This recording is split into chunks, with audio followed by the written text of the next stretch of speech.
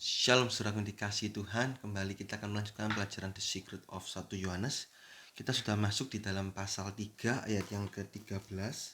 Tak terasa ya saudaraku, sudah mau masuk di pasal yang ke-4 dan 5. Kita akan selesaikan, mudah-mudahan tahun ini bisa selesai saudaraku. 1 Yohanes 3:13 saya bacakan. Janganlah heran saudara-saudaraku jika dunia ini membenci kamu. Saya bacakan ini dalam terjemahan King James Indonesia. Di dalam ayat 13 ini seolah-olah itu berdiri sendiri. Karena kan ayat 10 tentang perbedaan anak Allah, anak iblis. Ayat 11 berita yang sudah didengar dari mulanya, yaitu kita harus saling mengasihi. Ayat 12 itu contoh orang yang berbuat jahat dan tidak mengasihi saudaranya, yaitu Kain. Nah 13 ini tiba-tiba, jangan heran saudara-saudaraku jika dunia ini membenci kamu.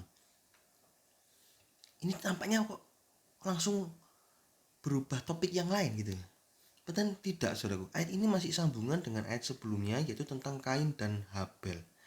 Dunia itu merupakan lambang dari Kain. Ini arti rohani Kain secara umum itu dunia, bisa digambarkan seperti itu. Sedangkan manusia baru itu merupakan lambang dari Habel. Perbuatan Habel benar, perbuatan Kain jahat, berasal dari si jahat. Nah ini lambang dunia dan lambang manusia baru, atau lambang manusia lama itu Kain, manusia baru itu Habel. Nah jangan heran jika dunia ini membenci kita. Jadi dengan kata lain, jangan heran kalau Kain itu membenci Habel. Tidak heran, karena memang dunia ini berasal dari si jahat dan segala perbuatannya juga jahat. Nah, di sini saudaraku, Rasul Yohanes mengingatkan pula tentang perkataan Kristus bahwa dunia ini pasti membenci kita. Kita baca di dalam Yohanes 15 ayat yang ke-18. Itu jangan heran, dunia ini membenci kamu. Yohanes 15 ayat 18. Jikalau dunia membenci kamu, ingatlah bahwa ia telah lebih dahulu membenci aku daripada kamu.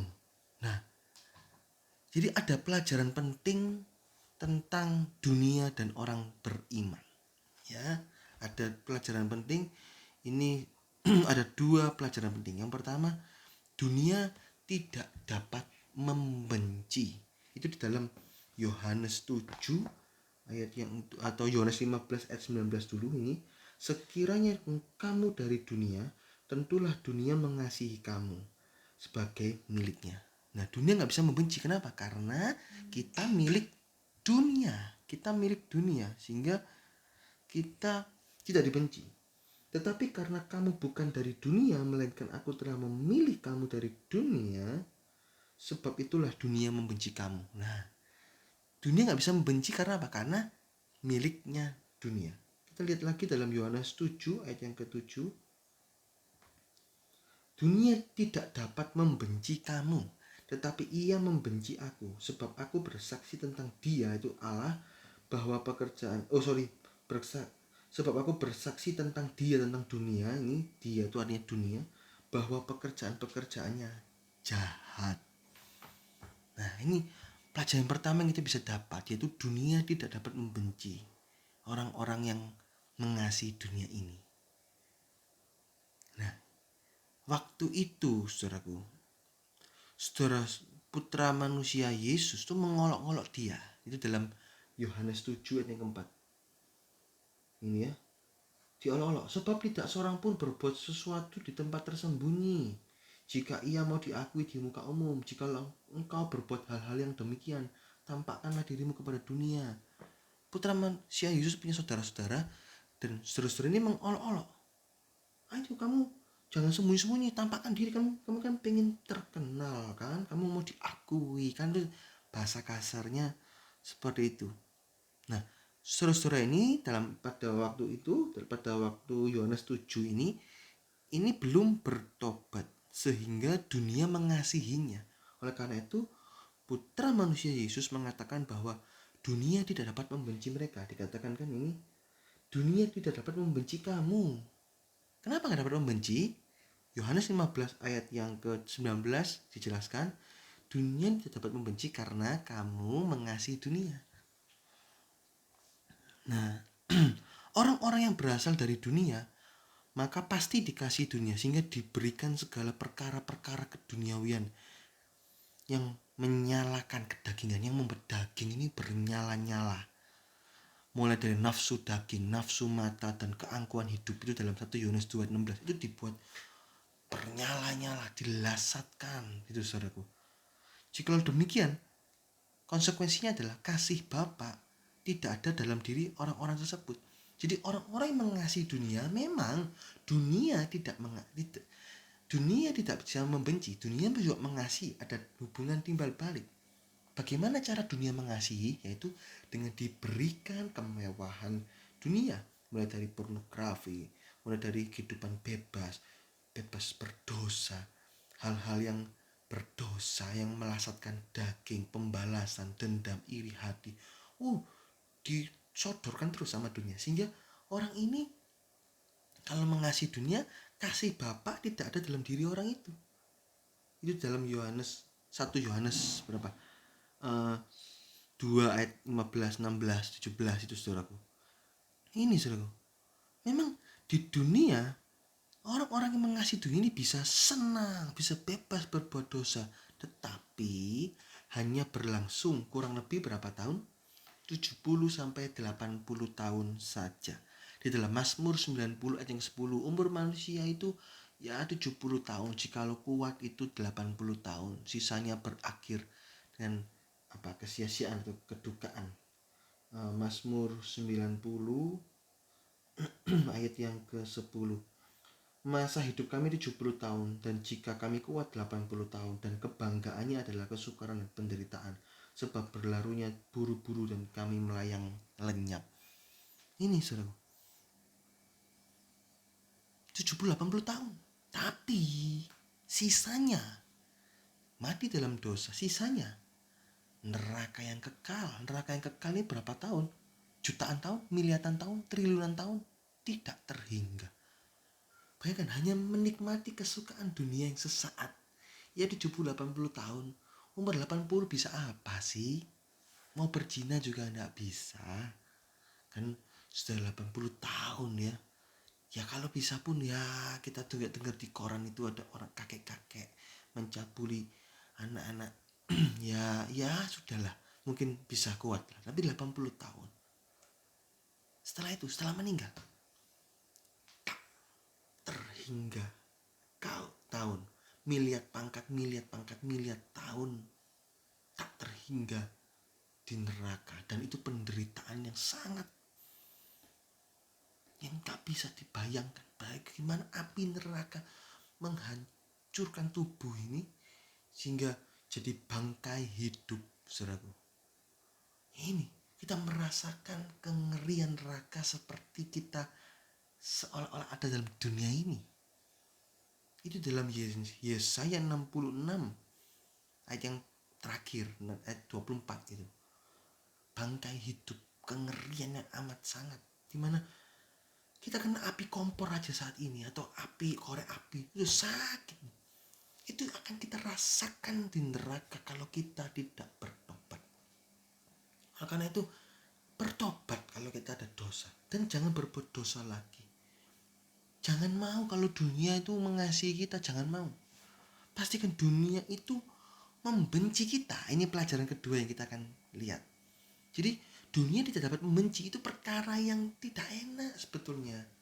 Tampaknya memang enak ya, bebas berbuat dosa. Mau curi, tipu sana, tipu sini, itu rasanya bebas gitu saudaraku. Gak ada rasanya tertuduh macam-macam hal, gak ada.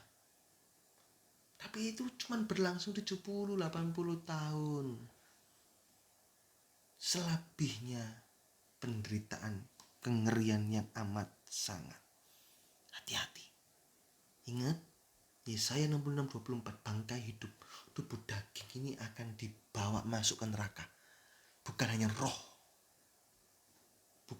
Saudara bisa pelajari itu dalam The Secret of Judas. Saya cerita panjang lebar di situ. Bagaimana riwayat tubuh daging ini yang dibawa masuk ke dalam neraka. Sebaliknya, tubuh daging dibawa masuk ke surga yang kekal.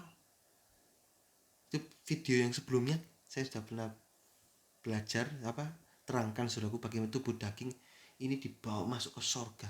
Kita merasakan suasana surga seperti kita merasakan seperti yang di dalam dunia ini. Bayangkan tubuh daging dibawa ke surga. Wow, suka yang tanpa batas, kekal. Nah, pelajaran kedua itu dunia membenci kita. Itu di dalam Yohanes 17 ayat 14. Memang surat 1 Yohanes dan surat Yohanes ini mempunyai kemiripan karena memang penulisnya sama, yaitu Rasul Yohanes. Yohanes 17 ayat 14, aku telah memberikan firman-Mu kepada mereka dan dunia membenci mereka. Ini doa Tuhan Yesus ya. Karena mereka bukan dari dunia, sama seperti aku bukan dari dunia. Kalau bukan dari dunia, dibenci. Dunia membenci kita karena kita bukan berasal dari si jahat, melainkan di dalam kasih Kristus. Jadi hal yang wajar jika dunia membenci kita. Wajar. Kita bukan berasal dari dunia, kita bukan dari golongan dunia, dunia benci. Nah, hal yang perlu diingat adalah dunia lebih dulu telah membenci Kristus. Sudah kita baca kan Yohanes 17 tadi. Nah, tetapi sebagai pengikut Kristus, kita juga dibenci dunia. Kita kan pengikutnya Kristus. Kalau Kristus dibenci, kita juga dibenci. Kelihatannya mungkin tidak enak ya, karena kita tinggal dalam dunia, tetapi harus berperang terus-menerus sampai akhir hidup. Kan dibenci dunia. Sedangkan kita tinggal dalam dunia. Dan itu terjadi peperangan terus-menerus sampai akhir hidup kita loh. Kan tidak enak ya saudara. Roma 8 ayat 36 mengatakan bahwa kita ada dalam bahaya maut sepanjang hari dan dianggap sebagai domba-domba sembelihan. Loh kok mau? Kok mau? Kita baca. Ini menarik sekali. Roma 8 ayat 36 35 seluruh ya. Siapa yang dapat memisahkan kita dari kasih Kristus? Penindasan atau kesesakan atau penganiayaan atau kelaparan atau ketelanjangan atau bahaya atau pedang? Siapa yang bisa memisahkan? Ayat 36, seperti ada tertulis, karena engkau, karena kasih Kristus itu yang kita gak mau lepaskan itu, saudaraku.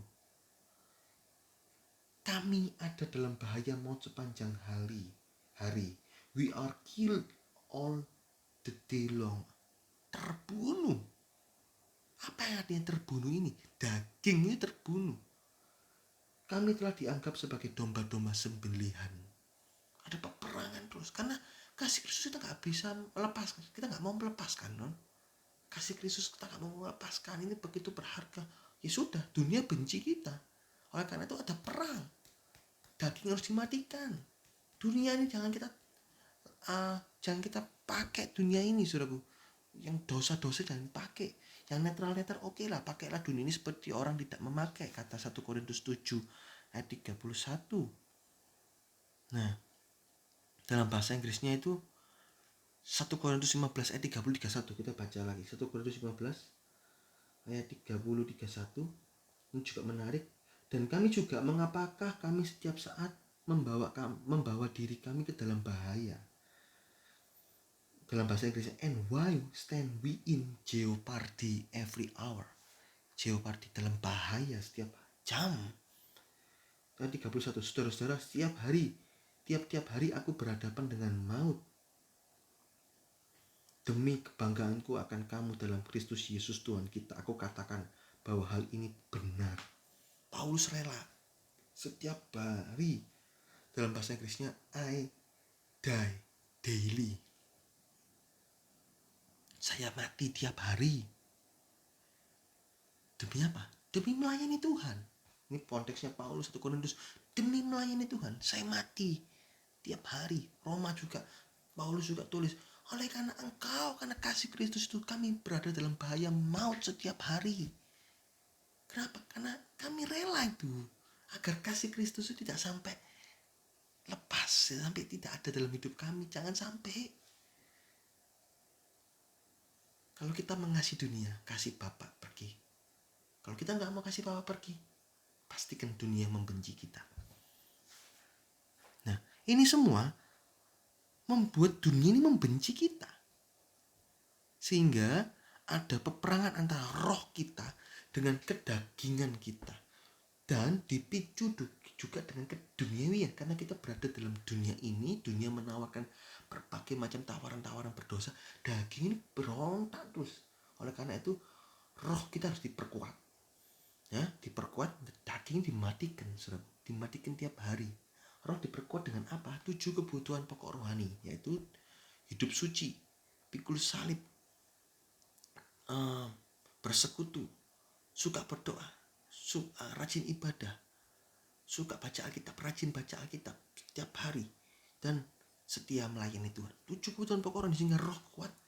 Daging mau protes, lu dunia nawarkan ini, enggak, matikan daging. Nah, ini saudaraku, iblis juga terus menawarkan, menyodorkan keindahan dunia, sehingga daging juga tambah berontak juga. Tapi roh kita harus kuat, roh kita kuat. Nah, Tuhan tidak tarik kita dari dunia ini. Semuanya tuh rasa-rasanya gak enak, gak enak loh. Perang tiap hari itu gak enak. Dalam pekerjaan tiba-tiba disodorin, mau nipu atau jujur, korupsi atau tidak, atau berzina atau tidak, loh, rasanya gak enak, harus perang terus. Pinginnya itu apa? Ke surga, ya kan? Ke surga. Tapi kita harus tahu rahasianya, so. Mengapa Tuhan izinkan kita yang percaya tetap ada dalam dunia ini? Walaupun dunia ini membenci kita loh, tapi diizinkan. Tuhan tidak tarik kita dari dunia, tapi Tuhan janji melindungi kita dari dunia. Yohanes 17 ayat 15 dikatakan, saya tidak minta engkau menarik murid-murid ini dalam dunia, mereka dari dunia, tetapi lindungi mereka. Tuhan tidak tarik kita dari dunia, tetapi melindungi kita dari dunia. Semuanya ini bertujuan untuk menghasilkan tubuh daging yang teruji.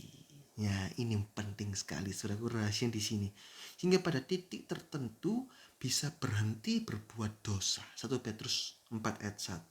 Suatu saat tubuh daging yang teruji ini akan kita bawa masuk ke dalam surga yang kekal tanpa pernah bisa berbuat dosa lagi. Saat pengangkatan, saudaraku, sangkakala dibunyikan, kita mengalami penebusan tubuh yang fana dirubah menjadi tubuh kemuliaan, saudaraku. Kita diangkat, saudaraku, masuk dalam kerajaan surga. 1 Korintus 15 ayat 51, 1 Tesalonika 4 ayat 17. Dan orang yang mati dalam Tuhan, rohnya masuk ke dalam tubuhnya, kemudian berubah menjadi tubuh kemuliaan yang juga tidak akan pernah bisa berbuat dosa lagi. 1 Tesalonika 4 ayat 16. Jadi saat sangkakala dibunyikan itu, orang-orang mati saat ini kan itu rohnya kan di surga. Rohnya itu turun ke dunia, itu masuk ke dalam tubuhnya masing-masing. Dan selanjutnya dia berubah menjadi tubuh kemuliaan.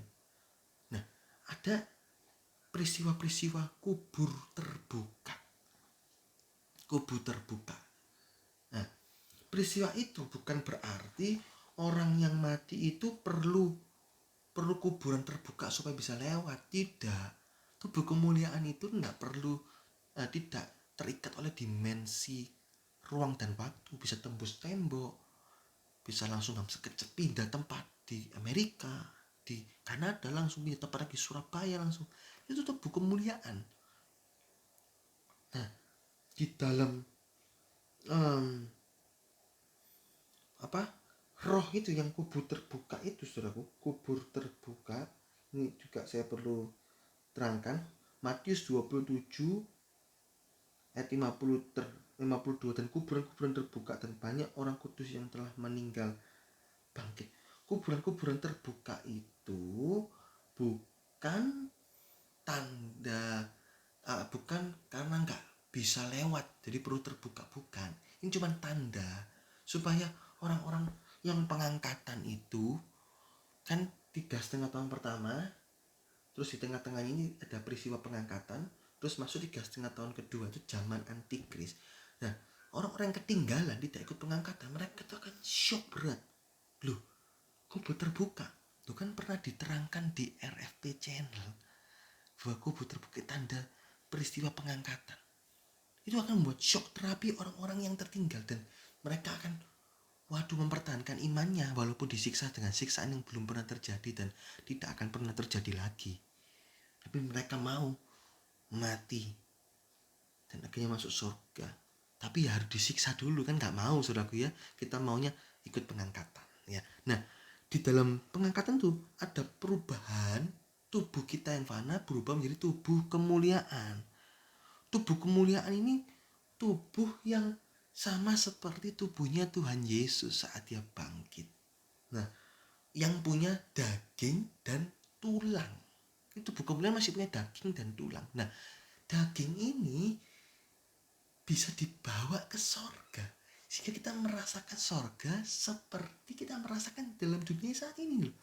Kita tiba-tiba berubah dimensi sorga. Apa nggak dahsyat saudaraku?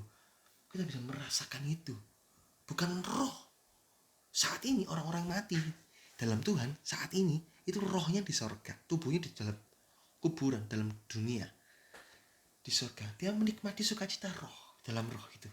Tapi nanti daging tubuh dibawa ke sorga. Wah, sukacita yang tak terkatakan saudaraku.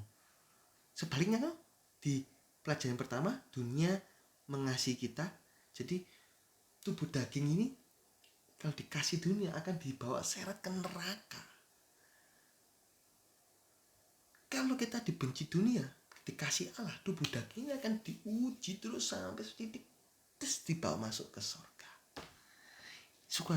Sukacita yang tak pernah bisa dipikir, didengar, dilihat. 1 Korintus 2:19 itu benar-benar luar biasa. Bagaimana merasakan surga dengan tubuh daging. Wow, saya gak bisa bayangkan saudaraku. Gak bisa bayangkan. Jadi dua hal ini menjadi pilihan hidup kita. Kita harus memutuskan apa yang benar. Lukas 12 ayat 57. Kita mau dunia membenci kita atau dunia mengasihi kita.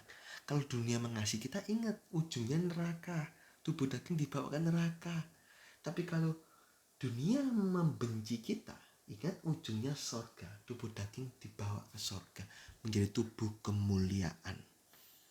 Gak ada aku mau mendua, aku gak mau pikul salib, menyangkal diri, aku gak mau. Enggak, aku mau mendua. Enggak bisa. Orang mendua, orang suam-suam kuku, Wahyu 3:16 akan dimuntahkan. Kita enggak bisa mengabdi pada dua tuan. Matius 6:24.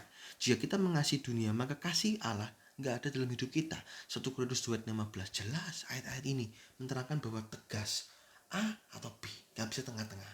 Tengah-tengah dimuntahkan ke iblis. Kalau mau ikut Allah, kalau enggak mau tengah-tengah tetap ikut iblis. Sudah itu saudaraku. Di dalam dunia ada dua tuan, nggak ada separuh ikut Allah separuh ikut iblis, nggak bisa. Dua tuan, Allah dan iblis, anak-anak Allah, anak-anak iblis. Sudah jelas. Bisa mengerti saudaraku? Dalam 1 Yohanes 3 ayat 13 ini nyambung ayat 10, 11, 12, 13. Kalau saat ini saudara perang, bersukacitalah, bersyukurlah. Perang lawan dunia, bisa merasakan peperangan hidup suci atau dalam daging. Kita milih suci. Enak saudaraku. Suci itu nikmat. Gak ada pikiran saudaraku. Kerja jujur, gak ada korupsi. Enak saudaraku. Enak, berkat Tuhan mengalir. Bahkan kita bisa menjadi berkat buat sekitar kita. Hormat sama orang tua. Enak. Gak ada benci, gak ada dendam, gak ada iri. Mengasihi orang lain, penuh pengampunan. Indah saudaraku hidup dalam Tuhan itu. Jangan dikira hidup dalam Tuhan itu gak enak. Hukum tambah hukum tambah hukum tambah hukum. Enggak. Hukum hidup dalam Tuhan itu sukacita. Ada kebebasan roh. Gak terikat oleh dosa. Bisa paham saudaraku ayat 13 ini? 1 Yohanes 3:13. Jangan heran kalau dunia benci, karena kita milik Tuhan. Jelas dunia benci kita, gak apa-apa dunia benci. Itu baik. Ada peperangan sehingga daging diuji terus. Sampai suatu titik tes berubah jadi tubuh kemuliaan. Tubuh daging dibawa ke surga. Ya. Puji Tuhan, Tuhan Yesus memberkati.